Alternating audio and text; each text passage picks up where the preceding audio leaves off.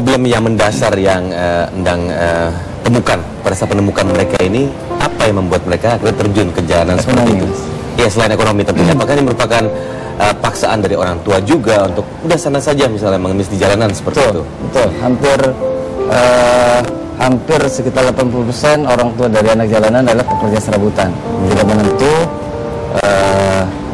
penghasilan mereka tidak menentu sehari-hari, ya dikarenakan tidak menentu, mereka akhirnya menumpahkan segalanya kepada anaknya untuk mencari tambahan tersebut gitu. Hampir 80% dari mereka. Sekarang sudah berapa anak yang ditampung? Ada sekitar 150 anak. 150 anak untuk tahun ini ya? Tapi kalau misalnya dari sejarah dari 97 lumayan cukup banyak. Dari perjalanan kita dari tahun 98 sampai sekarang sudah ada 3 generasi dan bahkan sudah ada alumni-alumni. Oh, ada alumninya ya? Ya, yang alhamdulillah cukup sukses lah untuk itu.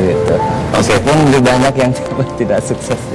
Oke, kita explore lagi ya sebenarnya suksesnya seperti apa, tidak suksesnya seperti apa. Tapi saya ingin tanyakan juga ke Pak Jazuli.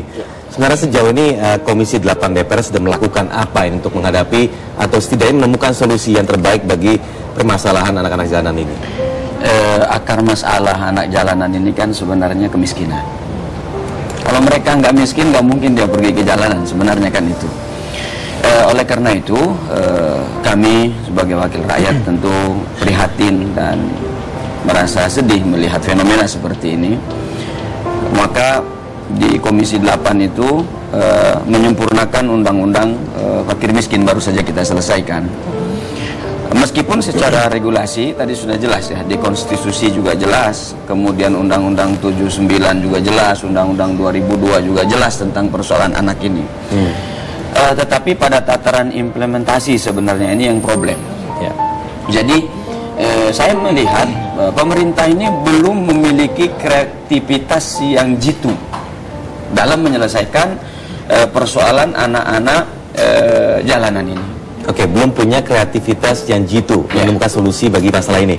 Saya potong di situ dulu Pak ya. Silakan. Kita lanjutkan setelah jeda pariwara berikut. Pemirsa jangan kemana-mana, tetaplah bersama kami di 8-11 Show.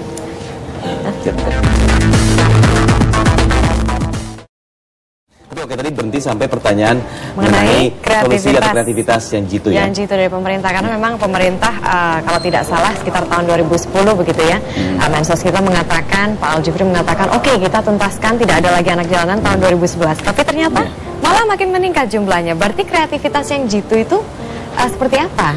Ya, jadi menyelesaikan persoalan anak jalanan ini harus komprehensif dan terintegrated. Tidak bisa secara parsial. Jadi dicari akar masalahnya dulu. Ini adalah akar masalahnya kemiskinan.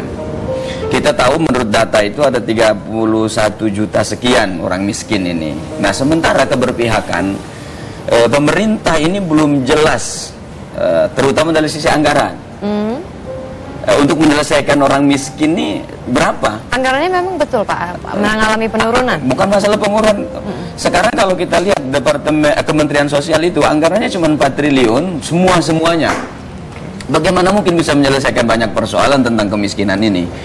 Makanya waktu kami membahas undang-undang fakir miskin ini, kami ingin ada keberpihakan yang jelas. Bila perlu prosentase khusus untuk menyelesaikan fakir miskin, agar orang miskin ini tidak hanya dieksploitasi secara politis atau dipolitisasi, tetapi penyelesaiannya itu tidak pernah jelas.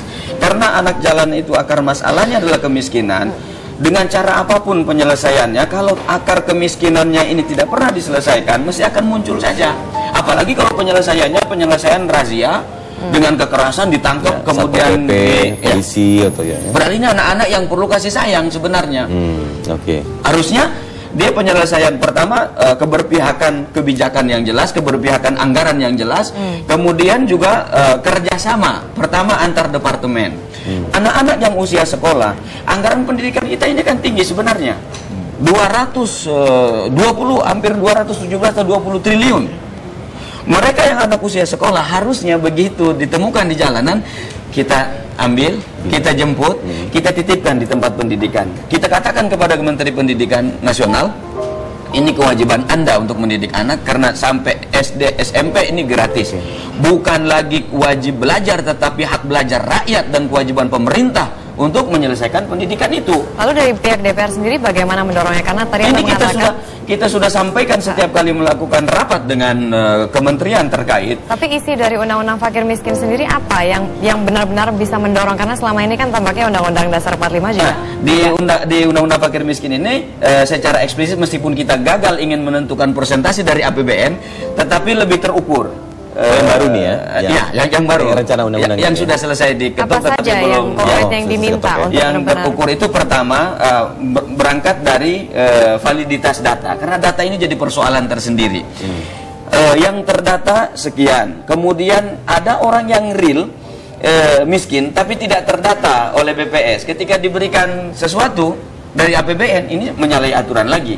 Makanya persoalan data ini juga persoalan yang sangat penting.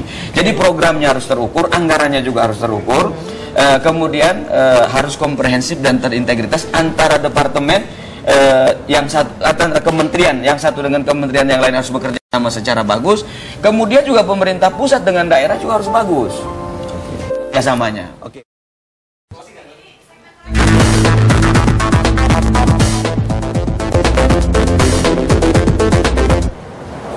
Oke, kembali lagi di 8 Show. Kita lanjutkan kembali perbincangan pagi ini mengenai bagaimana caranya kita untuk membina anak jalanan ini agar tidak lagi ada di Indonesia, khususnya di kota-kota besar di Indonesia. Oke, Mas Endang, tadi kita sudah dengarkan ya banyaknya suatu masukan juga dan juga suatu action dari Komisi 8 juga terhadap undang-undang fakir miskin ini khususnya, tapi pembinaan ternyata harus mendasar. Nah, setelah pengalaman dari Mas Endang selama beberapa tahun ini, setidaknya apa sih yang dibutuhkan khususnya komitmen dari pemerintah untuk membantu juga orang-orang seperti Mas Endang ataupun siapapun yang lain yang mempunyai istilahnya semangat yang sama? Sebetulnya kalau sangat sederhana sekali, jikalau pemenuhan kebutuhan dasar mereka terpenuhi dari tingkat pendidikan, kesehatan, terus fasilitas sosialnya juga, dari orang tuanya mereka diberdayakan, terus tidak lagi mengeksploitasi anaknya, disalurkan kerja kalau memang karena si orang tua ini kan tidak semuanya mempunyai bakat untuk usaha atau untuk dagang, itu ada yang, nah itu sebetulnya kalau itu semua terpenuhi, niscaya anak jalanan tidak ada di DKI Jakarta khususnya ya, apalagi di Indonesia ini.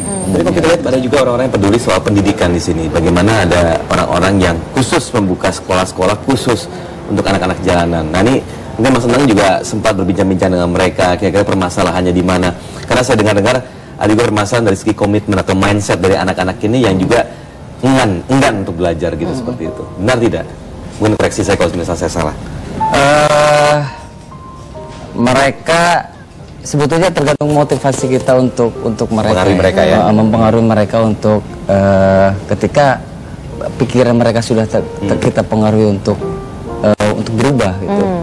Insya Allah otomatis mereka akan dengan sendirinya akan bahwa tujuan saya masih mempunyai masa depan untuk yang lebih baik gitu kan. Jadi setiap hari kita selalu apakah kamu tidak ada keinginan untuk berubah gitu kan, apakah kamu mau ngamen terus di jalan gitu kan, secara perlahan kita ini kan pengaruh setiap hari.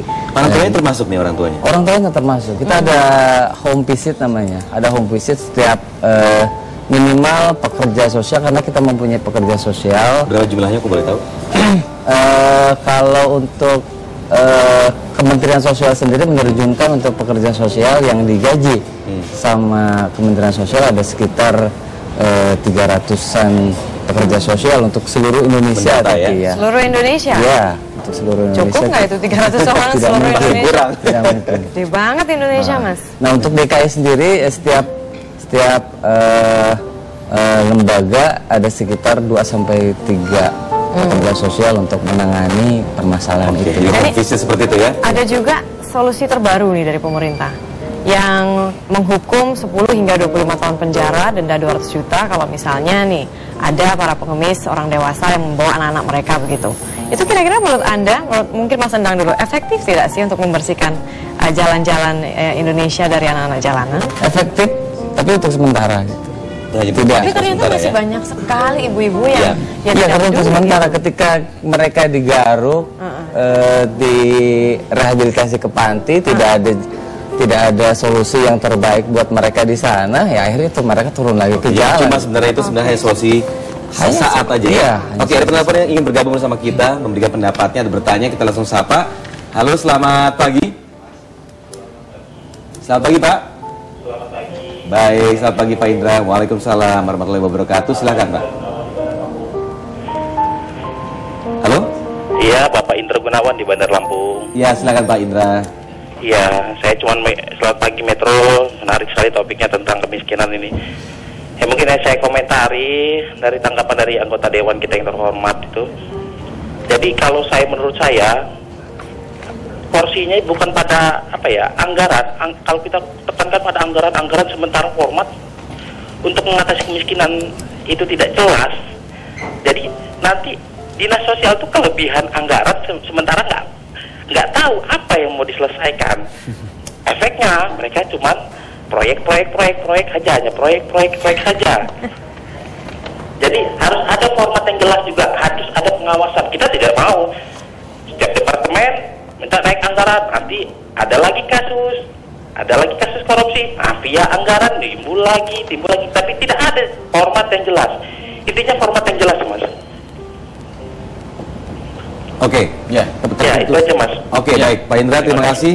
Ya, tidak ada program yang jelas tadi sudah juga. Makanya saya sebutkan tadi. Jadi dua persoalannya. Pertama adalah keberpihakan anggaran, yang kedua adalah program yang jelas. Jadi programnya jelas, anggaran yang nggak ada itu juga tidak bisa berjalan. Anggarannya ada, programnya tidak jelas juga itu tidak beres. Dan program orang miskin ini bukan proyek pembangunan. Dia memang harus menyentuh yang tidak bisa, menurut saya disimpangkan harusnya begitu. Nah, di sini adalah persoalan. Tadi yang Mas Endang katakan, ditanyakan tadi bahwa hukuman seberat apapun kalau nggak dikasih solusi, percuma. Jadi ini akan efektif kalau ada solusi yang jelas. Ada persoalan ya, tindakan itu bukan hanya sekedar yang di jalan menurut saya. Yang mengeksploitasi, baik itu juga ada koordinatornya atau orang tuanya, itu juga harus ditindak. Tetapi harus ada solusi yang permanen. Dan akar masalah yang paling besar di Republik ini adalah persoalan koordinasi dan komunikasi antara kementerian dan lembaga yang ada ini yang tidak berjalan secara efektif dan bagus. Iya. Oke. Jadi itu persoalan yang MOU kan udah ada loh, Pak. Iya, MOU kalau tidak dilaksanakan buat apa? Karena menyelesaikan persoalan ini tidak cukup oleh satu kementerian sebenarnya. Ada beberapa kementerian yang terkait. Siapa saja jadi yang pertama? Kementerian Sosial, Kementerian Pendidikan, Kementerian Tenaga Kerja, menurut saya, Kementerian UKM ya, Koperasi dan seterusnya. Kalau ini bisa bekerja sama secara baik dan seterusnya, insya Allah ini persoalan bisa diselesaikan kok. Nah, hentikan ego sektoral di antara kementerian dan lembaga, juga pemerintah daerah dan pemerintah pusat itu harus jelas kerjasamanya. Jangan juga pemerintah daerah mengandalkan hanya pemerintah pusat saja, atau sebaliknya, ini harus bekerja sama. Ini kunci. Baik, Pak Jazuli dan juga Mas Endang, terima kasih sudah hadiri 811 Show, dan juga terima kasih Mas Endang masih semangat tentunya untuk membantu anak jalanan ini, dan semoga saja Komisi 8 terus ya Pak ya. Amin. Mensupport pemerintah agar terus melaksanakan ini ya, kita dorong terus ya. Nah, ini mungkin kata kunci nih, hentikan ego sektoral. Oke. Terima kasih sekali lagi, dan sekarang waktunya break pemirsa, jangan kemana-mana, tetaplah di 811 Show. Sekarang waktunya kita dengarkan Praya. Terima kasih.